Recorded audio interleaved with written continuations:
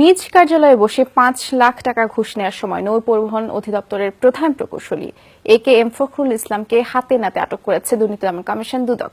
মঙ্গলবার দুপুরে মতিঝিলে বিআইডব্লিউটিএ ভবনে অভিযান চালিয়ে তাকে আটক করা হয়। পরে মতিঝিল থানায় দায়ের করা মামলায় তাকে গ্রেফতার দেখানো হয়। ফখরুল ইসলামের দুর্নীতির অন্যান্য অভিযোগও অনুসন্ধান করবে দুদক। ঘুষ চাওয়ার অভিযোগ পেয়ে মঙ্গলবার দুপুরে মতিঝিল বিআইডব্লিউটিএ ভবনে ফাঁদ পাতে দুদকের একটি অনুসন্ধানী দল। এ সময় হাতে নাতে আটক করা হয় নৌ পরিবহন অধিদপ্তরের প্রধান প্রকৌশলী একেএম ফখরুল ইসলামকে। দুদক পরিচালক নাসিম আনোয়ার জানান, জাহাজের নকশা অনুমোদনের জন্য এক ব্যক্তির কাছ থেকে ৫ লাখ টাকা ঘুষ চেয়েছিলেন ফখরুল।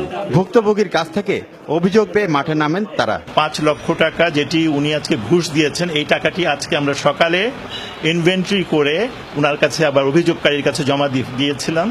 উনি সেটি আজকে যখন উনার দপ্তরে চিফ ইঞ্জিনিয়ার জনাব একেএম ফখরুল ইসলাম সাহেবের রুমে বসে যখন দেন, আমরা রুমের আশেপাশেই ওত পেতেছিলাম।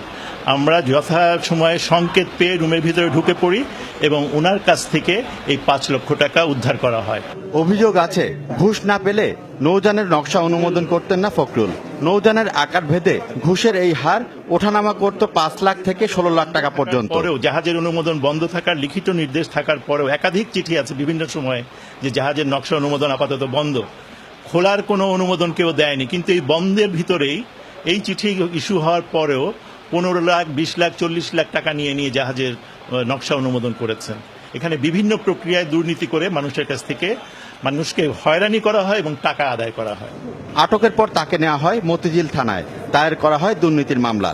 দেশে চলাচলকারী যান্ত্রিক নৌযানগুলোর নকশা অনুমোদন সহ নৌযানের ফিটনেস দেখভাল করে নৌ পরিবহন অধিদপ্তর। গ্রেপ্তার হওয়া প্রধান প্রকৌশলী ফখরুল ইসলামের বিরুদ্ধে দুর্নীতির আরও অভিযোগ আছে। সেই অভিযোগগুলো অনুসন্ধান করবে দুদক। প্রচুর অ্যাসেটের তথ্য আমাদের কাছে এসছে, আমরা সেই বিষয়টিও পরবর্তীতে কমিশনের অনুমোদন নিয়ে ইনকোয়ারি করব। দীপু শিকদার, যমুনা নিউজ, ঢাকা।